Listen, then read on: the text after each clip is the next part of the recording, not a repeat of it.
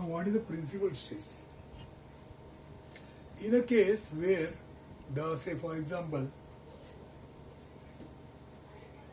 there is a part like this which is fixed here, okay, and then you are applying a load like this, P. Let's say the cross section is circular. Now at this place here, what kind of stress is developed? Because of the load like this. Now one thing you will see that because of the load at a distance of L, there is a moment P into L, and this moment will cause bending stress. So this surface, this section is experiencing bending stress, that is tensile stress or compressive stress. At the same time, there is a shear stress also developed because the result could be that it is broken like this. It had dislodged from here. So it was like this and it has got dislodged like this. So if that is the case, then there is a shear failure going to be there. So at this place, there could be Ft as well as F shear. So the type of stress that is induced here is tensile as well as shear, or compressive as well as shear. Now when two such stresses are there, with this combination, tensile with shear or compressive with shear, at that time we are not going to add it like this. You cannot add them like this. So how do you combine them? You combine them by a term that is the principal stress. And this principal stress is given by, it could be T, and the formula is half of Ft plus square root of Ft square plus 4 shear square. Now again you can go back and refer this formula, a formula for principal stress. If tensile principle is half of Ft plus square root of Ft square plus shear square. That means whatever stress is developed here, Ft and F shear, these two stresses you find out individually and don't add them, but instead of adding them, you combine them by this equation. So this Ft is here, this F shear is here, and this again same Ft. So you combine them in this formula, and whatever result you get, that is the stress which is called as a tensile principal stress. So what it shows basically is that when two such stresses are there, they cannot be added. The reason why they cannot be added is because tensile stress is something which is applied perpendicular to the surface, and shear stress is something which is applied along the surface. So when the stress is applied along the surface and perpendicular to the surface, it is not same. Therefore you cannot straight away add them like a addition or subtraction. But then by some method, there is some reason why the formula is like this, which you can go back and revise from the strength of materials. But then the net result is, this is the way you have to add them, and we call that as a principal stress. Now Ft principal means, it says that when such two stresses are there, then their effect is as if there is only tensile stress, no shear stress, as if means not real. Suppose you want to find equivalent tensile stress.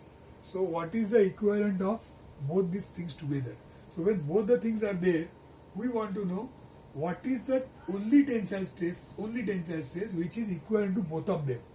So find out the value of tensile stress alone, only tensile stress, which will create a similar thing, similar effect, what these two have done together. So instead of saying these two are there together, we say only tensile stress, no shear stress, but the value of tensile stress is taken by this equation, where we have already taken shear into account.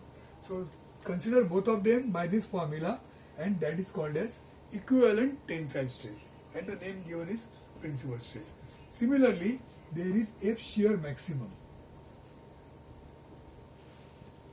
So instead of saying Ft and F shear, you say what is the value of only shear, no tensile. Call that shear as maximum shear stress, which will take care of both. So only shear is doing the thing which both of them have done. So that formula says it is half of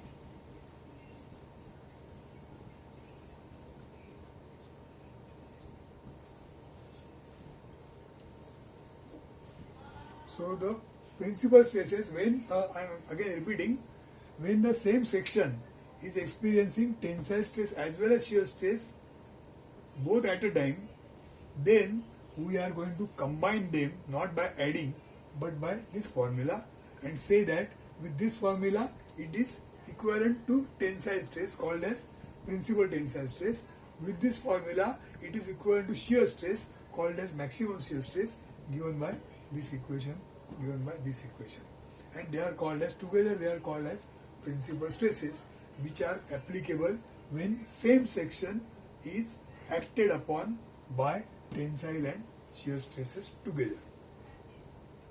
Okay, so they are the next type of stresses after bending principal stresses. Okay, now what happens, suppose on this rod there is a tensile stress and there is compressive stress also. Now what can you do? Can you add them, subtract them? Yes, because tensile and compressive, they are of same type. So when you add 100 units of compressive and 200 units of and 150 units of tensile, that means, see like this, on this rod there is 100 units of compressive load and 150 units of tensile load. Then the net load is 150 minus 100, which is 50. So this is equal to 50 units of tensile load,